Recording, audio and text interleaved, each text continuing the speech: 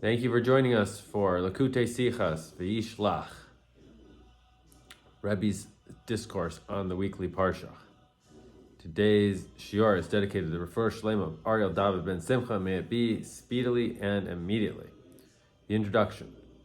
The prophecy of Zechariah in Tanakh that Mashiach will appear as a poor man riding on a donkey is an image frequently depicted and referred to in Jewish art and literature. Among these references to this prophecy in the works of our sages are a passage from the Talmud that compares Zechariah's prophecies with that of Daniel, who describes Mashiach's coming quite differently. Behold, with the clouds of heaven, one whose visage was like a man was coming. Our sages reconciled the difference in the vision by explaining, if the Jews are worthy, Mashiach will come with clouds of the heaven. And if they're not worthy, he will come as a poor man riding on a donkey. A passage from Pirkei de Rabbi Elazar that states that the donkey in which Mashiach will ride is the same donkey that Moshe used when bringing his wife and children to Egypt, as the verse states, as he mounted them on a donkey. This is the same donkey that was used by Avram to carry the wood and the other materials for the Akedah, as it is written, he loaded his donkey.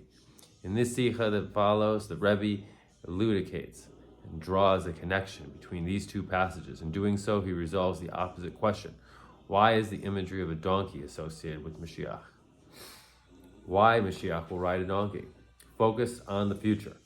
On the verse, I have acquired oxen, donkeys, sheep, servants, and maidservants. The Midrash comments, donkeys. This refers to the King Mashiach, who is described as a poor man riding on a donkey.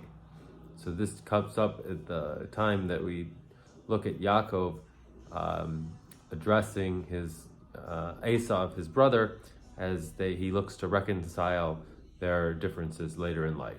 The word Hamer, donkey, shares the same root letters as Hamer, material substance. The Midrash implies that Mashiach's arrival depends on the Jews fulfilling the tasks of refining the sparks of godliness enclosed in the world's material substance.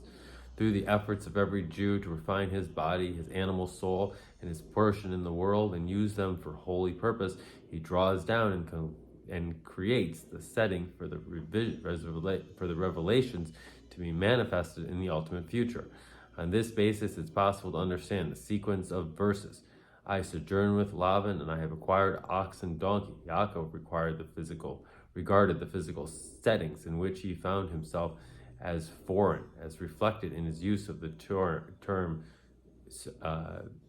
Garsi, sojourn, which shares the same root as gir, stranger, and transformed them into a medium for the manifestation of godliness. These efforts enabled him to make that place his home, as can be understood from an alternate understanding of Garsi, dwelling. As a result of refinement of the physical entities, Yaakov was prepared to greet Mashiach, as he stated, I have acquired donkeys. This refers to King Mashiach. This was the reason Yaakov sent messengers to Esav to inform him that he had completed the entire task of refinement allotted to him and was ready to greet Mashiach. He thought that Esav too had completed the entire task of refinement allotted to him, and that he too was prepared for the coming of the redemption. The messengers he sent returned to him and informed him, we came to your brother Esav. True, you regard him as your brother, for you have already prepared for the redemption. However, he is still Esav. He is yet to be refined, and as such, the redemption cannot come now. From microcosm to macrocosm, the Torah and its lessons are eternal, applicable to all Jews in all times and in all places. Accordingly, the above contains a lesson for every Jew. He must realize that even in the world around him is not yet ready for the redemption, for the world is yet to be refined. He nevertheless must emulate Yaakov. He must prepare himself and his household, his sheep, his servants, and his maidservants for the ultimate redemption. The way to prepare for this is to follow Yaakov's example. I sojourned with Laban to know that one is no more than a stranger in this material world. I am a stranger in this land. This is not my natural settings. The years of our lives number 70, if with vigor, 80 years, or if someone is blessed with extreme long life, his lifespan will be 120. Throughout his entire time, a person should feel that he is merely sojourning. With this approach, material existence will not conflict with the spiritual, and he will be able to also enjoy material success, and like Yaakov acquired oxen and donkeys, sheep, servants and maidservants, and other manifestations of material prosperity. By preparing himself, his household, and possessions for the redemption, a person also has an effect on the world at large. The world is equally balanced. Consequently, by one good deed, a person can tip the scale of the entire world and bring redemption to it. Thus, Rambam rules, when the Jewish people turn to Hashem in tshuva, they will be redeemed immediately, and indeed even more rapidly. To borrow the wording of the Alter Rebbe, immediately at once, even without considering the situation in the world at large. A person should realize that with tshuva he can bring about his own personal redemption and also the redemption for the world at large. Everything the potential Hasidus generates, everything that takes place is controlled by divine providence. The Alter Rebbe's redemption and that of the Hasidic movement on Yud Tes Kislev in 1798, 55-59, occurred in the week following Parshas Vayishlach and the week containing the aforementioned directives. Hasidic endows every Jew with the potential not to reckon with what is happening in the world around him and to carry out his divine service in a manner that I sojourned with Laban, to treat physical concerns as transitory. As a result, he can reach the state of I have acquired donkeys. This refers to King Mashiach. Hasidus is the preparation that is a medium leading to the revelation of Mashiach, as Mashiach told the Baal Shem Tov, when your wellspring spread outward, the Master, i.e. Mashiach, will come. May this occur speedily in our days. An unflattering analogy. The Midrash states, above associates, donkeys, with King Mashiach. Explanation is required. Why did Yaakov allude to the future redemption specifically by mentioning donkeys? The Talmud contrasts the two verses, mentioned Mashiach's coming.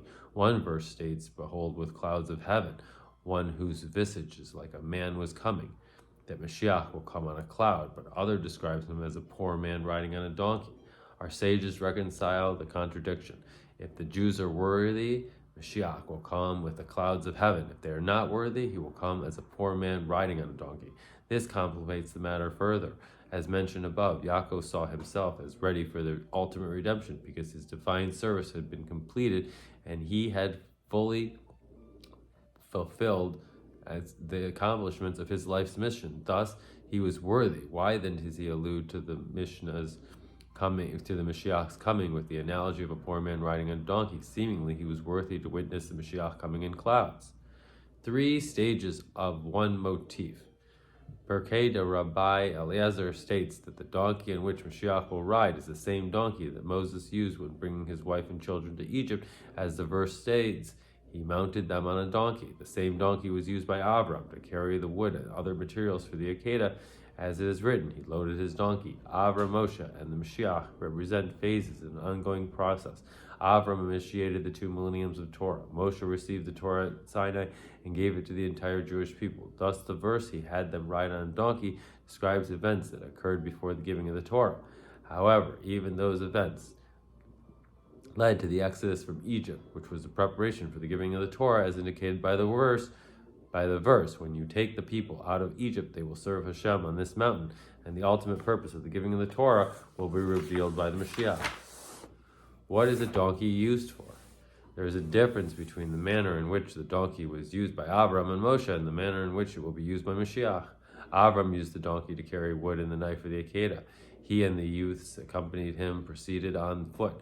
Only the accessories, articles, and assets that assist humans were placed on the donkey. Moshe took his wife and his sons, positioned on them to ride the donkey. A person's wife and children are obviously so much closer to him than merely wood and knife. A person's wife is a helper corresponding to him and is considered like his own self. And a son is like his father's leg, the lower part of his own body. Mashiach is described as a poor man riding on a donkey. In other words, not only his possessions or his family will be on the donkey, he will ride on it himself. The profit a donkey can bring. A person uses and rides on the donkey to reach a destination that, because it's elude or altitude or distance he and his possessions would otherwise be unable to approach. The same applies to the special parallel of riding on a donkey. As mentioned, Homer, donkey, shares the same root as the letter Homer, material substance, in that vein that the Baal Shem Tov gave a renowned interpretation of the verse, when you see the donkey of one who hates you lying under its burden. When you see the donkey, Homer, that is, when you carefully inspect your Homer, your body, you will see the one who hates you. It hates the soul that longs for godliness and spirituality. Furthermore, you will see that it is lying under its burden. God intended that the body be refined by studying Torah and observing mitzvahs, but it is lax in fulfilling its tasks. Certainly help him by refining and purifying your body. The intent is through refining and elevating our own physical tendencies and the world material substances, we elevate ourselves and reach a level that the soul could never attain on its own. In similar vein, Chassidus interprets the verse, many harvests come through the strength of an ox, to mean that by employing the power of our animal soul, the godly soul attains a more intense love for God and accomplishes more in its mission by refining the world than it could have done on its own. The incremental spiritual development in an era of Abraham, the beginning of the 2 millennium of Torah, when divine service that would bring the world to its consummate fulfillment had just begun, the Homer, the material dimension of existence, was not refined to the extent that it could have reciprocal effect and elevate a person, that it was not possible because the physical substance of the world had yet to be transformed into holiness, as explained in many sources. And at that time, there was a divine decree separating the physical and the spiritual. In the words of the Midrash, the inhabitants of Ron shall not descend to Syria. Accordingly, Avram was only able to have an effect on the accessories he brought to the Akedah, the wood and the knife. Through his divine service in refining the world material substances, they could be of assistance to holiness at that time. In Moshe's time, through the donkey, material existence, the lower material dimensions within the human sphere could also be elevated. For after the Egyptian exile and the giving of the Torah, the material substance of the world was refined to the extent that it could also become holy through a mitzvah. As is well known, there is a fundamental difference between the spiritual climate and the spiritual climate that prevailed before the giving of the Torah, and that which prevailed in the era that follows it. Before the giving of the Torah, the world's physical substance was not a medium that could become one with spirituality. Man's divine service involved toiling to ensure that the world would not oppose godliness and could even facilitate godliness being drawn down. Nonetheless, it was not until the giving of the Torah that it became possible for the world's physical substance itself, even in its inner dimension, to become holy. A classic example of this concept was Yaakov's placing the rods from the poplar, chestnut, and hazelnut trees into the water of Lavan's flocks. The spiritual service of Yaakov performed with these rods and gutters drew down a godly light comparable to that drawn down through the mitzvah of tefillin. Nonetheless, this light was not internalized within these physical objects. After Yaakov completed his spiritual service, no divine light remained within them, because even beforehand, while he was carrying his service, the light had not been internalized to the extent that it became one with the rods and gutters. By contrast, after the giving of the Torah, when one performs a mitzvah with a material entity, its material substance itself becomes holy. The very physicality of the world becomes a medium for godliness. Nevertheless, in Moshe's time, the reciprocal effect of the elevation of the material dimensions of existence did not encompass a person's entirety. True, it included his wife, who is like his own person, and his sons, who are an extension of him, and it involved revealing powers of the soul that descended to the physical plane and included themselves in the body. However, the effect of man's service of refining material existence on a higher level of the soul was yet to be manifested. The coming of Mashiach will bring about a more encompassing elevation of material existence, and thus a greater ascent within the soul. A poor man with himself ride on a donkey. The advantage of the body that has over the soul will be manifest, as alluded by the verse. A woman of valor is the crown of her husband. Even the higher level of the soul, the Chaya and Yechida, will be raised to a higher level through the divine service of refining the body.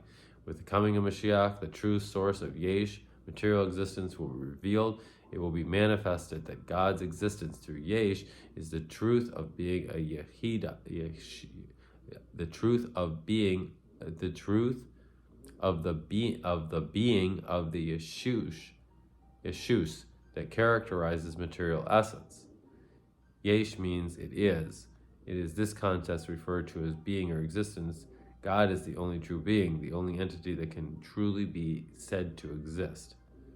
He alone is true, and no other entity possesses truth that compares to his truth. This is what it's meant by the Torah's statement, there is nothing aside from him, Eino Milvado. Aside from him, there is no true existence like his. Therefore, refining the Yeshus